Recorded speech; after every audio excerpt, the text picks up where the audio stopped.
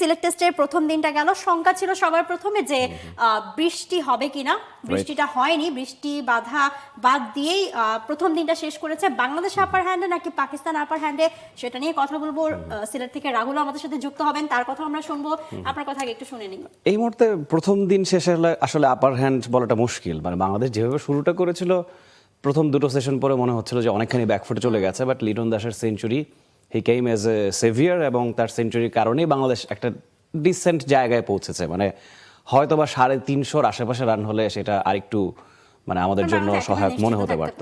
সব মশার বিরুদ্ধে সুরক্ষা দিতে এলো বসুন্ধরা এক্সট্রিম অ্যারোসল, মশার বিরুদ্ধে এক্সট্রিম সুরক্ষা। এক্স্যাক্টলি, এখন একটু চিন্তার কারণ আছে, but the way Bangladesh has been bowling, সেই জায়গায় হয়তোবা আমরা স্কোর কার্ডটাই দেখতে পাচ্ছি। মিডল অর্ডার ভুগেছে, টপ অর্ডারও ভুগেছে। লিটন দাসের 126-এর বাইরে বলবার মতো বাংলাদেশের ব্যাটিং ইনিংসে কিছুই নেই আসলে। এক্স্যাক্টলি। রাহুল, আপনার কাছে বলার কি আছে? আমরা সিলেট থেকে রাহুলকে সরাসরি সংযুক্ত করতে চাই, আমাদের সহকর্মী সেখানে আছেন, সরাসরি সামনে থেকে খেলাটা উপভোগ করেছেন। বাংলাদেশকে, পাকিস্তানকে, দু দলকেই কাছ থেকে দেখেছেন। পাকিস্তান কামব্যাকটা আসলে দেওয়ার চেষ্টা করেছে, লিটন কিছুটা সেটা প্রতিহত করেছে। রাহুল, আপনার আসলে কি মনে হয়, প্লেয়ারদের সাথে কথা হয়েছে কিনা? কেমন দেখলেন আজকের প্রথম দিনটা?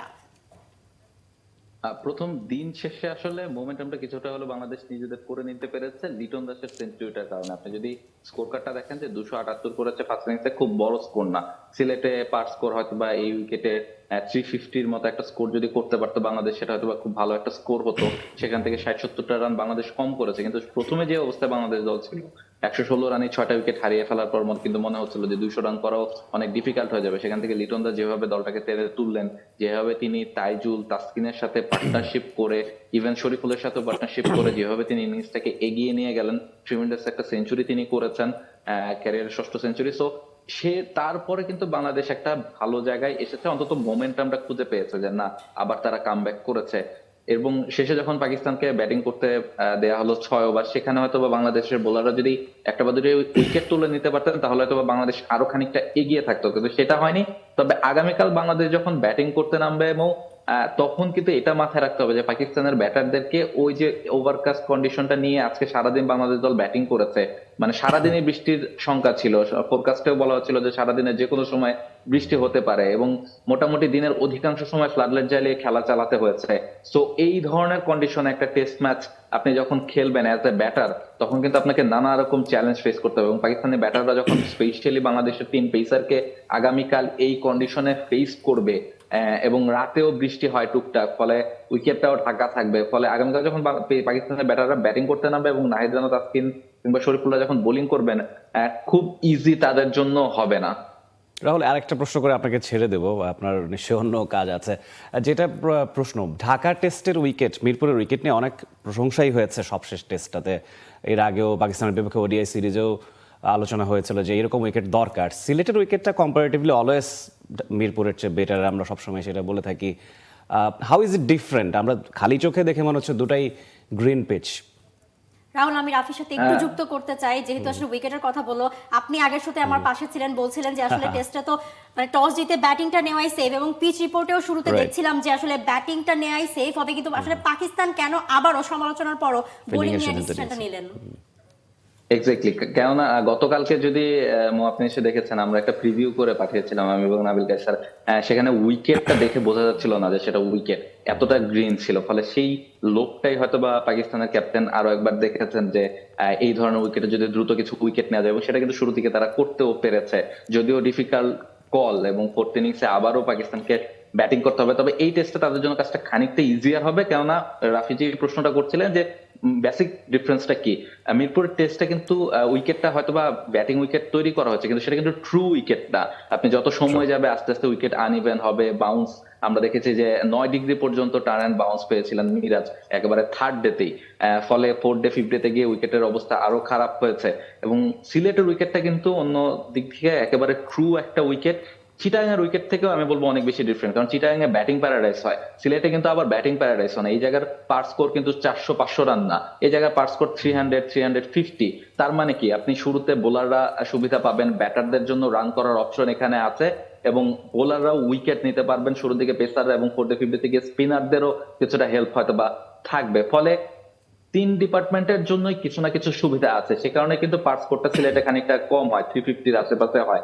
ফলে এই জায়গাটাতেই হয়তোবা সিলেটের টেস্ট ক্রিকেটটা অনেক বেশি জমে ওঠে এবং টেস্ট ক্রিকেট আসল মজাটা পাওয়া যায়। এবং সেই কারণেই হয়তোবা এই যে 278 রান বাংলাদেশ করেছে, তারপরও বলতে হচ্ছে যে বাংলাদেশ ম্যাচ থেকে একেবারে ছিটকে গেছে বা মোমেন্টামটা যে বাংলাদেশের পক্ষে নেই সেটা আপনি বলতে পারবেন না। এখনো বাংলাদেশের পক্ষে যথেষ্ট মোমেন্টাম আছে এই উইকেটের, এই ট্রু উইকেটের কারণেই। কারণ বাংলাদেশের বোলারও যথেষ্ট সুবিধা পাবেন এবং এমন না যে থার্ড ডে ফোর্থ ডে থেকে আপনি ব্যাটিং করতে পারবেন না, থার্ড ডে ফোর্থ ডে গিয়েও হয়তো এরকম 250-300 রানের কাছাকাছি স্কোর আপনি করতে পারবেন। সো খেলাটা আসলে দুই দলের জন্যই এখনো ইভেনলি রয়েছে।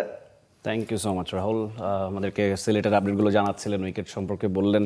Yes, I do agree with him. মানে 330 করেই সম্ভবত বাংলাদেশ নিউজিল্যান্ডকে হারিয়েছিল এই মাঠটাতেই 2023-এর সিরিজে। সো খুব একটা দূরে নয়, বাংলাদেশের যে টোটালটা হয়েছে 278-এ থেমেছে বাংলাদেশের। আমরা যদি সেশন বাই সেশন একটু দেখে নিতে চাই, ফার্স্ট সেশনে বাংলাদেশ ওয়াজ লুকিং গুড, 26 ওভারে 101 রান বাংলাদেশ করতে পেরেছিল 3টা উইকেট খুইয়ে। সেকেন্ড সেশনেই আসলে ধসটা নেমেছে, 3টা উইকেট হারিয়েছে, 67 রান অ্যাড করতে পেরেছে, 168 6 উইকেট।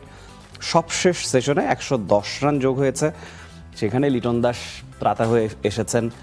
তার সঙ্গে মানে আপনাকে যদি বলি সমালোচনার জায়গা, মেহেদী মিরাজ মাত্র 6টা বল খেলে আউট হয়ে গিয়েছেন। আমাদের ফ্রি হিটেও আজকে প্রচুর কমেন্ট এসছে মিরাজকে নিয়ে যে তার রোলটা আসলে কি টিমে। মানে তিনি অ্যাজ এ ব্যাটার, তিনি ব্যাটিং ভালোই করছিলেন লাস্ট 2-3 ইয়ার্সে, বল হাতে তো সবসময়ই he has been quite active, last টেস্টেও ভালো বোলিং করেছেন।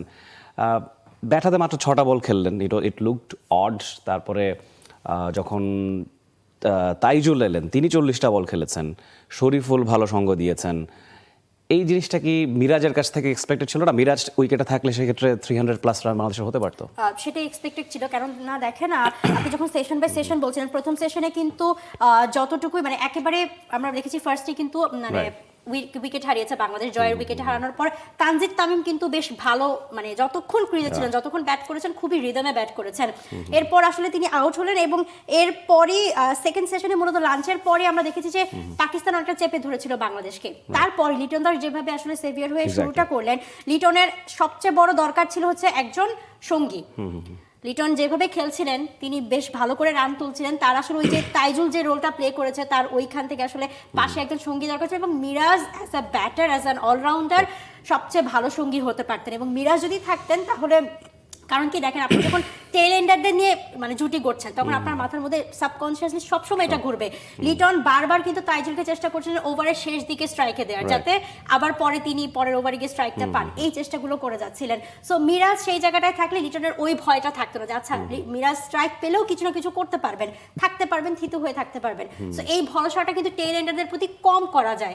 সো লিটনের জন্য ওই জন্যই মিরাজের আসলে রোলটা আজকে খুব গুরুত্বপূর্ণ হতে পারতো।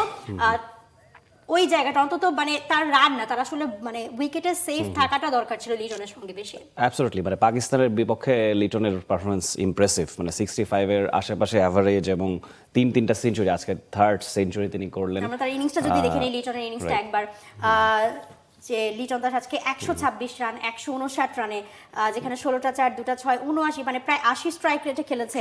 ক্যারিয়ারে টেস্ট ক্যারিয়ারে 6th সেঞ্চুরি এবং সেই সাথে পাকিস্তানের বিপক্ষে তৃতীয়, আপনি যেমনটা বলছিলেন। মানে আপনি দেখুন 2021-এর নভেম্বর পর্যন্ত, মানে লিটন ক্যারিয়ার শুরু করেছেন 2015-র জুনে, 6.5 বছরের মতো লিটন কোনো সেঞ্চুরি করেননি। হ্যাঁ, 90s-এ দুবার আউট হয়েছিল, অনেকগুলো 50 ছিল, ভালো ইনিংস ছিল। মানে এটা ভাবতেই অবাক লাগে যে বাংলাদেশের টেস্ট ক্রিকেট বলুন, ওডিআই বলুন, টি20 বলুন, সব ফরম্যাটেই আসলে দেখুন লিটনের পারফরমেন্স যেমন আমরা বলে থাকি যে সময়ের অন্যতম সেরা ব্যাটার, মানে ক্লাসিক ব্যাটার, আজকেও যেই ধরনের কভার ড্রাইভ তিনি খেলেছেন, যেই ধরনের ছক্কা তিনি হাঁকিয়েছেন, মানে ইট ওয়াজ এ ট্রিট টু ওয়াচ। আসলে পুরো ব্যাপারটাই সেই ক্ষেত্রে তারপরে তার 5টা সেঞ্চুরি, 6টা সেঞ্চুরি ইনফ্যাক্ট আজকে নিয়ে 2021-এর নভেম্বর থেকে। So it's impressive turn now. For more updates, subscribe to our YouTube channel and click on the bell icon. Follow us on Facebook and Instagram. Download T-Sports app to enjoy exciting games and highlights. Visit tsports.com.